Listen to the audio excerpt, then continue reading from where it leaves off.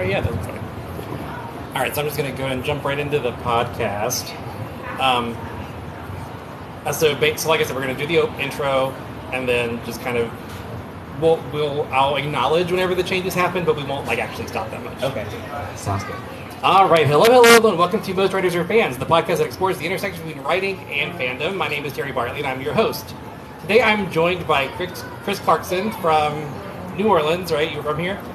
And we are coming to you live from Miel Brewery and Taproom in New Orleans, Louisiana, which is very exciting. So how have you been, Chris? What's going on? I've been pretty good. I released my first debut novel that summer night on Frenchman Street last year, and I'm going to be releasing my first picture book. How are you doing, Chris? I'm doing great. Glad to be here. Thanks for having me, Terry. All right, so let's talk a little bit about New Orleans or your day or what's going on. Yeah, so I actually just came here from work. So I have actually never been to this brewery before, but it's a really cool space, and I'm definitely going to come back. Yeah, so what is your day job? I work at a law firm, and I do intake work. That sounds pretty exciting. Is it as exciting as writing fiction? I don't know. But the day jobs are very important because it's what allows us to do the thing that we do. So that's right. So yeah, I've been driving across the country. I just came back from Mobile, Alabama. I had a show this morning where I interviewed Angela Quarles from the Haunted Bookshop. She's a bookshop owner and author. So she gave me a lot of tips about how to get your book into bookstores, which is really interesting because people don't know how to do that, and it's a weird thing. You have a lot of books in bookstores. I have one book right now in bookstores, but there will be two coming in September. My debut picture book novel is going to be coming out, Where Did Benjamin Go? So it'll be two in September. All right. Well, we're going to take a quick break, and we'll be right back. But we're not going to actually take a break, TikTok. We're going to go right into our next segment. And if you're commenting, I can't read it, but I will check it out later on, and we'll answer questions at the end if you ask any questions. All right. So for this next segment, we're going to talk about your writer journey, just how you got into it. So I'm going to do a quick welcome back, and we'll just get right back into it. Sounds good. Welcome back to Most Writers Are Fans. I'm joined once again with Chris Clarkson. He is a young adult author. So tell me about how you got into writing. What brought you into it? Yeah, so I used to write for fun. I started writing when I was 8 years old, and it would just be something that I would do. I had a very overactive imagination. So I would sit down, I would create characters, and I would just have these crazy plots. A lot of my early writing was inspired by Stephen King, so I was writing a lot of horror. Yeah, so what made you transition into, because what are you doing now? It's historical, right?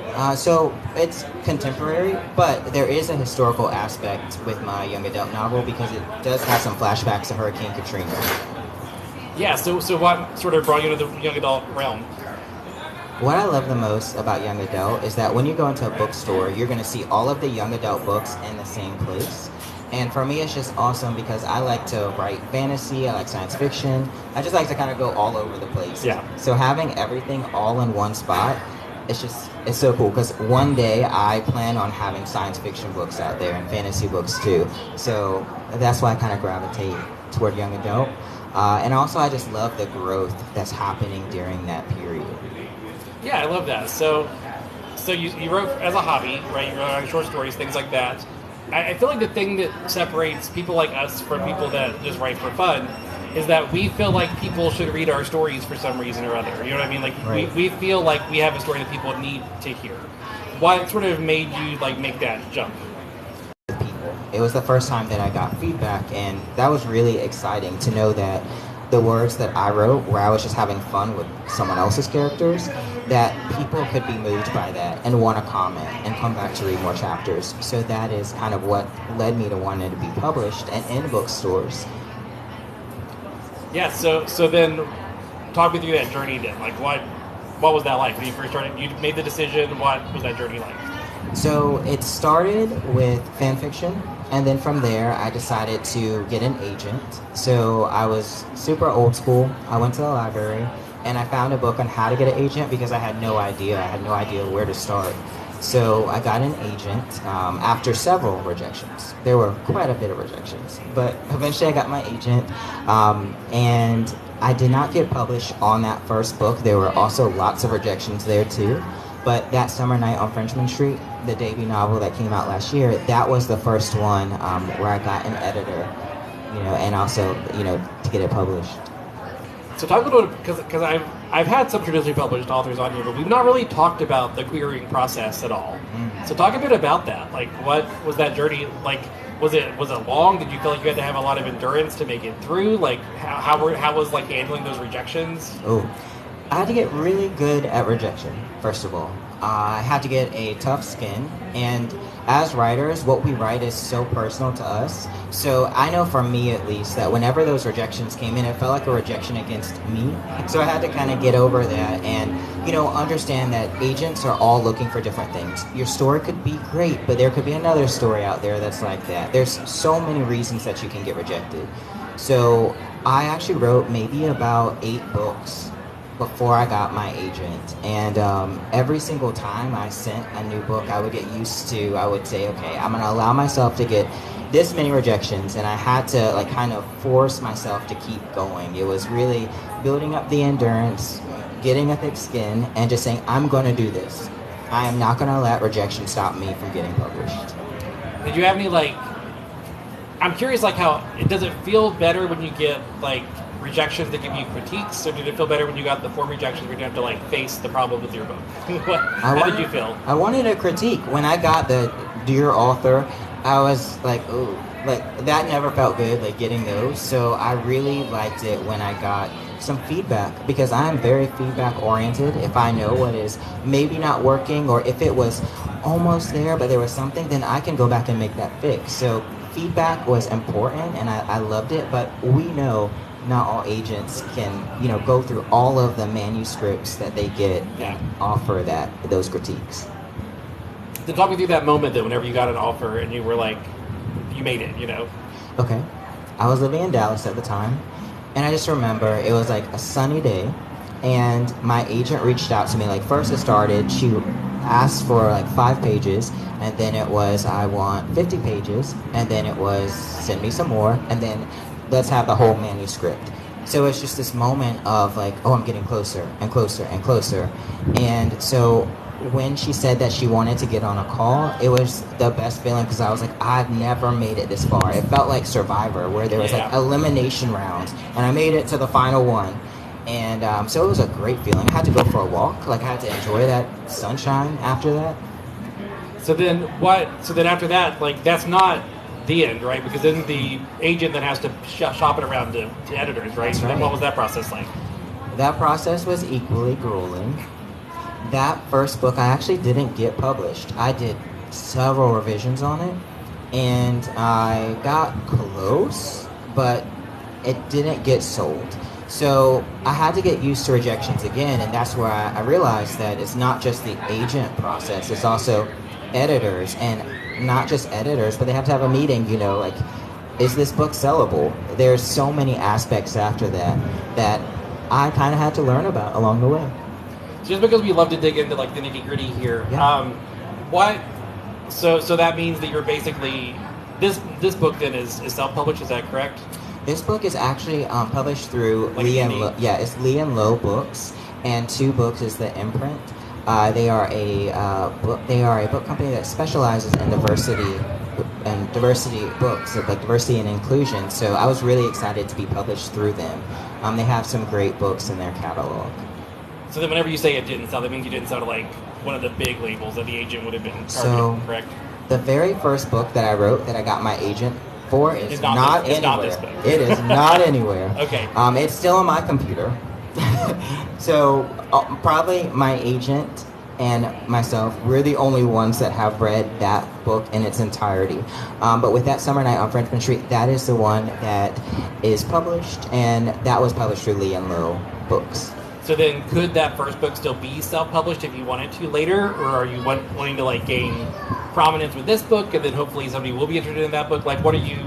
I just want to get the logistics of it. Of course. So I loved that book. I loved that book. But I think that right now, especially after being in this space where I've gone traditionally being published, I see myself kind of sticking to that for now, because we know the publishing industry, and with traditional publishing, there comes marketing teams, and there's a lot of, I'm not the best at marketing, so it's great to have a marketing team to help me out there. So I think for now, I'm going to stick with traditional publishing.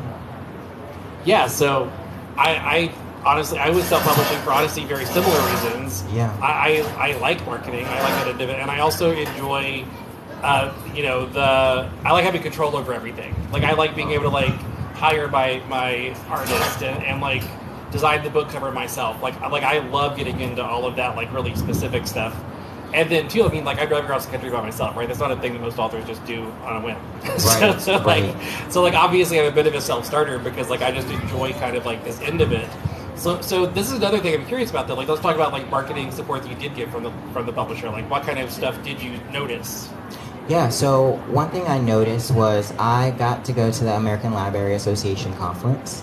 That was like one of the first things that I did, and that was a super exciting experience. I got to go to DC, and actually my family lives in Maryland, so it was kind of cool to go there and be so close to home and be around all of these librarians and teachers. And it was a really cool experience, and these are experiences that if I self-published, at least how I was, I wouldn't have gotten myself there. Yeah. You probably would. Yes. So do you see your book like in a number of bookstores? Like have you gone to bookstores and you see it on the shelf? Like what has that been like? What does that feel like? It's actually really exciting because with Lee and Low Books, it's a smaller publishing company, so I had no idea where I would see my book, but it slowly started to trickle where I would get text messages from my friends who would see my book in local bookstores before me. The very first one was actually in Frenchman Art and Books, where I got a text message from my friend, and they're like, your book is in the window, and it was during Mardi Gras.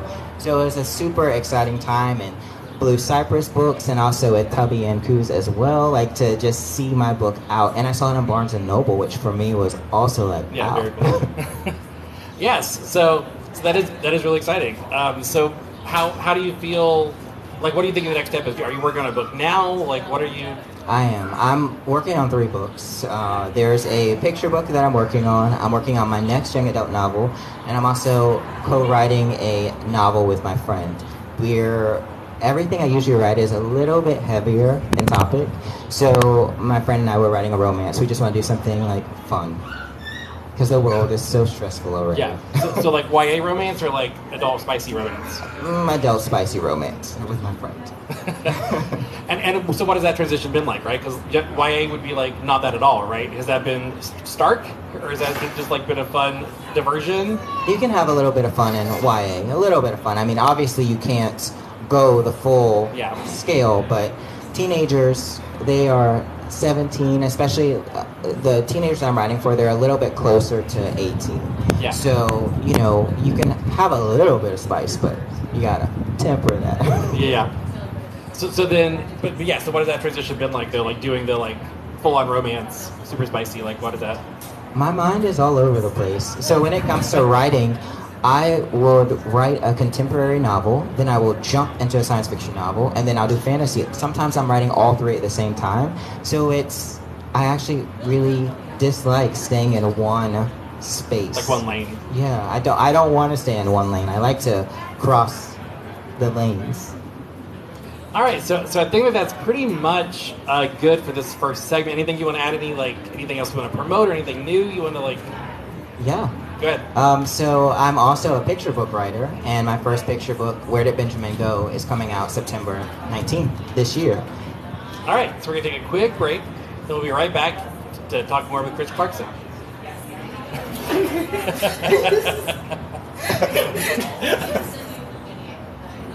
All right.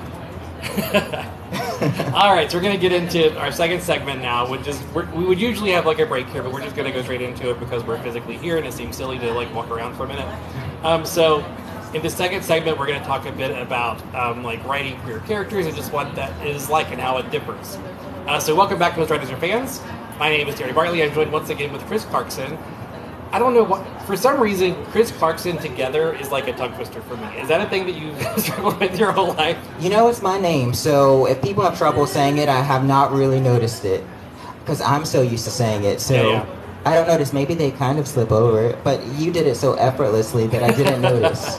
Well, I feel like it sounds bad, so I appreciate that it didn't sound like it from your end. So for this segment, I want to talk a little bit about writing queer characters, because in my book, I write almost exclusively queer characters.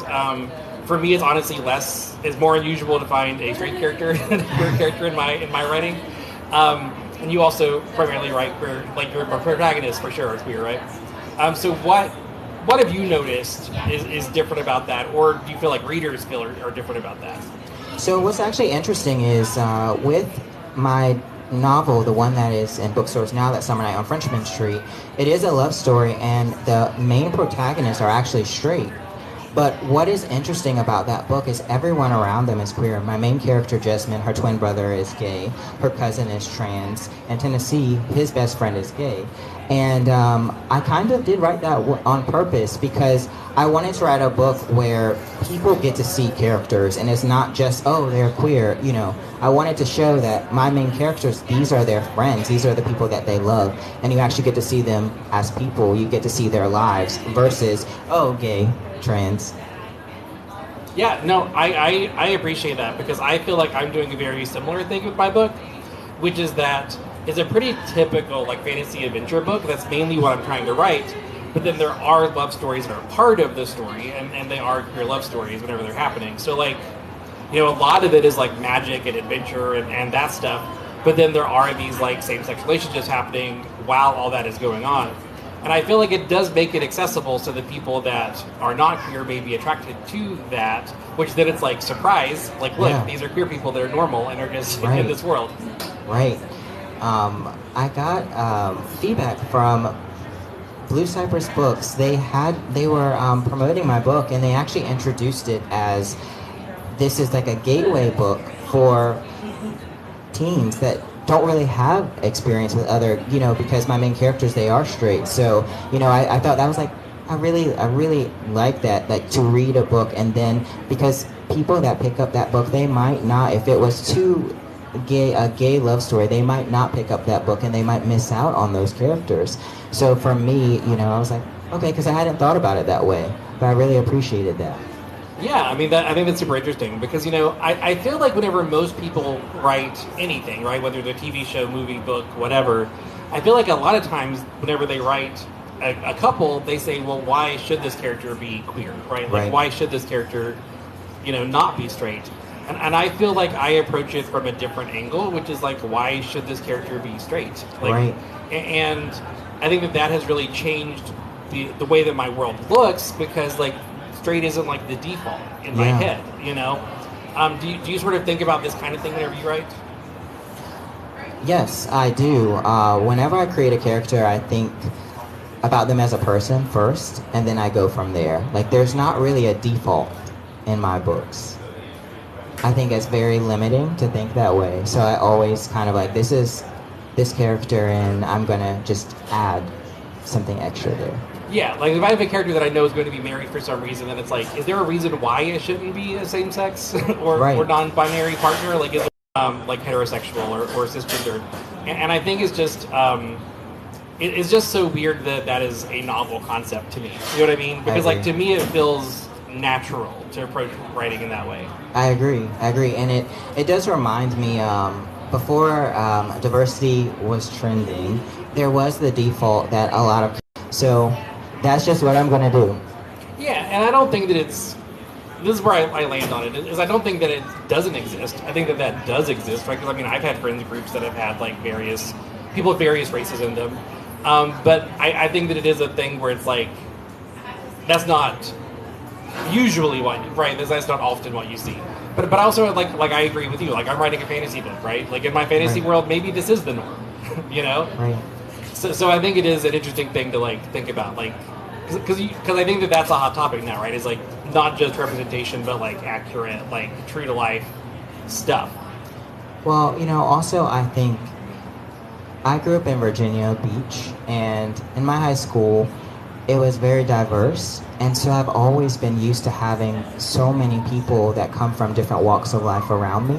So it's actually not a jump for me to have characters that come from different walks of life, and they're different ethnicities and they hang out and they're friends. And I think also, especially in this time of social media, there's so many ways to just be educated, and just have friends that don't look like you or act like you or believe the same thing that you do.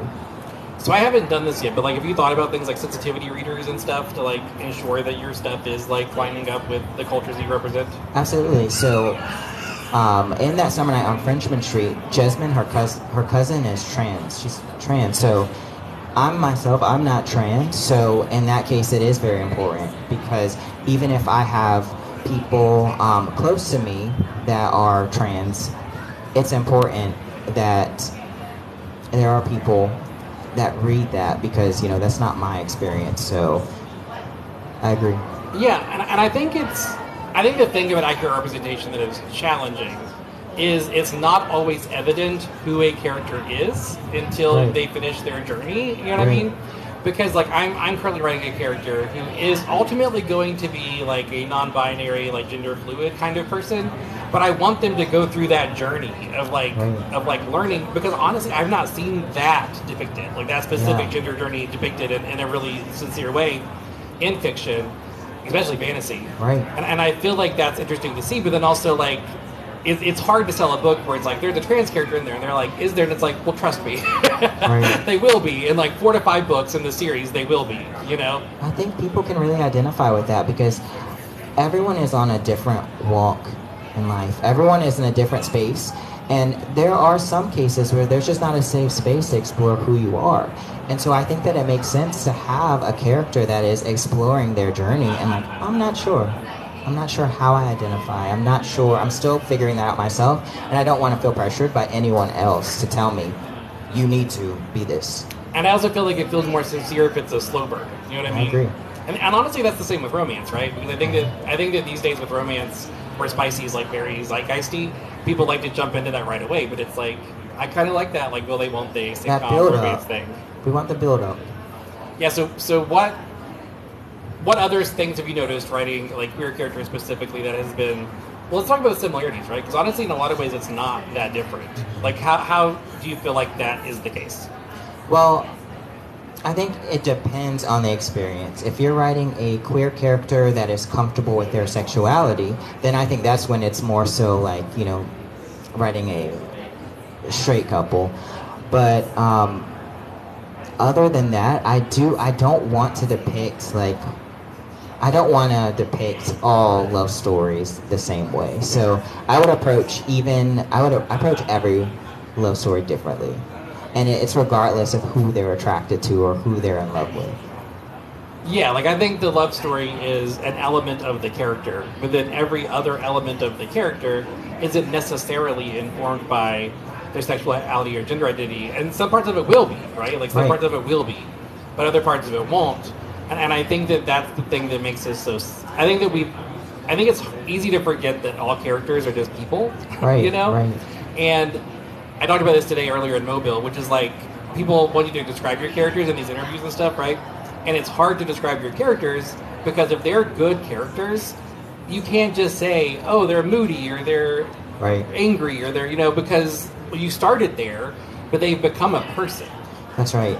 There's a gray area, and I kind of approach it from myself as well. I think of the people around me, who I am, and characters should be written the same, where they're not just one way. And I think that readers, they really identify with that layered approach. Yeah, a thing that I say a lot is like, how do you describe your best friend, right? Because like, if you know somebody that well, how do you describe them to somebody? Because like, sure that there's like this, I guess it's like Zodiac, right? You have like your sun sign is like what you present to the world. Right. I guess there's that you could describe, but that's not who they are, right? Yeah. It's so much deeper than that. I actually do a cheat when I create my characters. I will give them a zodiac sign, I'll give them a moon sign, I'll give them a rising sign, and I will use that to kind of develop their character, and it's kind of a fun way. It's just one of the things that I do in the developing process. Yeah, I've thought about it, but the thing about it is whenever you write fantasy, like the stars are different. Right.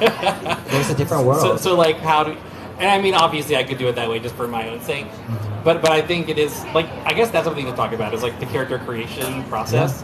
Like, how do you sort of like, whenever you create a story, do you create stories first, character first? Like, how does that come together? Character first. One time I had a dream, and the dream was about a character that was just armed with a lacrosse stick during a zombie apocalypse, and I fit the story around that dream. So it's always characters first. Yeah, for me, I always feel like I have a character idea, right? Like a character concept. And I flesh them out a little bit. Then I feel like the character as I write, sort of, and like I have an outline, so I like know what's gonna happen. But I feel like as I write, the character sort of like becomes the person. Does that make sense? Like, it does. As you're writing it, they start to be more. Because a lot of times I don't know who it is until I start writing them. Does that make sense? It does. That's exactly. My characters will wait to tell me something until the end, and there have definitely been times when I've been writing, and after I'm almost at the end, I'm like, oh, you didn't tell me that before. I didn't know that. Learning things like along the way, because my character, and then, but it usually makes sense. Like, it's not something where it's kind of like I just didn't have that final piece until I got toward the end of the book. Yeah, and I kind of feel like when you do that, when your character, whenever you write an outline and then the character does something different than what you've outlined, that's when you feel like you're doing it. You know, right. Like you got it right. Right. Have you had those moments? Like anything come to mind? Well, when I was writing that summer night on Frenchman Street, my characters were telling me things towards the end, and I remembered feeling like really weird because I was like, this is a deep thing to keep from me, even though, I created the character. Yeah. So there have definitely been times, and sometimes it takes a few edits to get that missing puzzle piece. I know as a fantasy writer, you know about that. Yeah. Yeah, and the thing that because a lot of times, like, stories won't make sense to me because it's like, well, I need this to happen, I need this to happen. But then the villain, I think, is smarter, so, like, would they have set up the situation? But it's like, people are also flawed. So, like, my heroes can be wrong, They should be. Like, they sometimes. don't have to just be on the right path. Like, they could make a mistake, and that gets them to the thing I need them to do, know? And I think that's something that... I think it's hard because I think that readers are going to be like, well, why did they go on this like side quest? And it's like, well, they didn't know they were, you know, like they thought they were doing what they're supposed to do. Yeah. Yeah. So I feel like that's always interesting because it's like, I think that you want your puzzle pieces to match up. You know what I'm saying? And sometimes like they don't, and that's because people are people, and they're not always like gonna match up perfectly. That's right, and with the story that I'm writing now, I actually had to do during my edit, I realized that there were some things that I had to go back in and change because it was more so for the benefit of the novel versus the plausibility of what would happen in real life. So those are puzzle pieces too, where sometimes you'll have to go back in and you'll have to just do those edits and think, okay, how would I handle this? And sometimes I will ask people, since I'm writing a contemporary again, I will ask people, how would you handle this? Just to get kind of a different, like, scope. Yeah. Yeah, so that is interesting. Like, do you feel like you pull a lot from... Because I feel like the best scenes in my books are things that I pulled straight out of my real life, like almost word for word, And then just change the context to fit what I'm doing. Do you feel like that's a thing you've done? I try not to. Honestly, when I'm creating, I'm usually listening to music, so it's whatever is coming to mind when I'm writing. I don't really think I pull that much from my friends or people I meet. Only like a random person I might see on the street, like if someone is on a bicycle and they have colorful hair and there's flowers in like the basket, like that creates a character for me. Do you have like a list of characters that you want to... Do you have like a running list of characters or ideas or anything? I have names. I have at least 8 ideas in my head right now. I have so many things I want to write. Yeah, names are interesting for me because what I do... This feels silly to me, but I have a list of names and like, obviously I had some names for characters when I started. And now what I do is I go through the alphabet and whichever letter I'm missing and then come up with a name starting with that letter. Do you do something similar or like... I will make sure I don't have repeating letters, like names, like I won't have Caleb and Christian, for a main character. So that's what I'll do. I will go through and just think, okay, I have 2 C's, so I need to switch this up. Yeah, it's always hard for me because, like, there are times whenever they're supposed to be similar, right? Like, I'm writing a story right now where a character is, like, investigating like this castle, and they're trying to find like a target, and the person has like a code name or whatever. Like they know their real name, but they're probably going by some code name. So you want to have a lot of similar names that sound kind of like that real name, so that they are all like, you know, misdirections. Yeah. But then also, like, is the reader going to have any idea what any of this is? Because it might all be confusing. You know? Right. Like, I feel like it's such a fine line. Right, and that is the thing about fantasy. So, you know, when I'm writing fantasy, I have to think about that a little bit more too. Contemporary is a bit easier in that sense. Yeah. So, and anything else that you think is interesting about writing a queer character, or that we've not really touched on, or even like just the idea of seeing a queer character represented? Is that the thing that was like important to you as a queer person? So the story that I'm actually writing now, the one that that I'm in the process of editing, it's actually a queer love triangle. My main character is black and gay, and his queerness is not the main focus of the story at all. I just wanted him to be a character. I didn't need to tell that story with him, because I do think that we should have more stories where the focus is not on them being queer. It should be the most normal thing. It doesn't always have to be like, I have to tell my family, I have to tell my friends.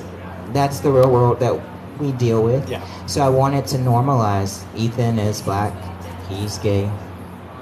It's normal. Yeah, I feel like we need to have space for queer joy in literature, and there's not a ton of space for that. Like, it's not been given space oftentimes. So I agree. I think that we need more of that. Yeah, my books do tend to be a bit dark, so the joy, I could add more there, but... Well, I mean, the joy could just be that they get to exist and not have to, that's right, you know, struggle with existence. Though right. I guess if it's dark, they may be struggling with existence in other ways. That's another idea. Queer joy, another book. Well, and I mean, like, there has to be conflict, right? So, like, That's there right. can be joy, but also, like, problems are happening. Right. Their joy, or, like, their struggle doesn't have to be their queerness, I guess is what I'm saying. I agree with that. So, what has the response been to, like, other than, because like you said, that people have said that your book is like a gateway for people that are not queer to like meet, to kind of like expose themselves to it. Has there been a response from like your readers that have been like positive? Yeah, there has been a response. It's been a year, but I do remember one thing that really stuck out to me was I went to the Louisiana Book Festival, and there were some teachers there from Shreveport, and they told me that the teenagers in their school were so excited to read my book, and they had been looking for a book like that, and that meant the world to me, because at the time I was like, I don't know what people think. I don't know. So that was just a moment that really meant a lot. Yeah, so do you feel like you had any of these kinds of books growing up, or are there books that you would have wanted to have growing up? Yes, it was very rare that I came across a book that featured a queer character when I was growing up. And I remember that whenever I found a book with a queer character, they were usually like really in the background, disappeared for 75% of the book, and they came back for the ending. So I think that we're just in a great time when it comes to representation and being able to go to bookstores and seeing books with people that look like you, or people that look like your friends, or, you know, you just want to read a story about someone who has experience that's like yours or not like yours, and you can find those books now. Yeah, you know, I think back to like things I watched growing up, and I kind of feel like a lot of the queer representation that existed was all like in my head. Like you mentioned, you wrote fan fiction before you got into writing, like doing your own fiction, and I think that like headcanon is so important, because if there's enough ambiguity in a show or a movie or TV show or like book, you can be like, oh, maybe this character is, or like you can start like seeing attraction that maybe isn't actually there or intentional. Yeah. And I think that that's important to have that. And like obviously that has been abused, right, with things like Supernatural, where like they never confirm it and it's just teased the entire show. Right. But I think that it is useful as a fan to have had those outlets, right? That's right. And when you said about CW and WB, it actually reminded me of my very first seeing a gay character on TV was Dawson's Creek.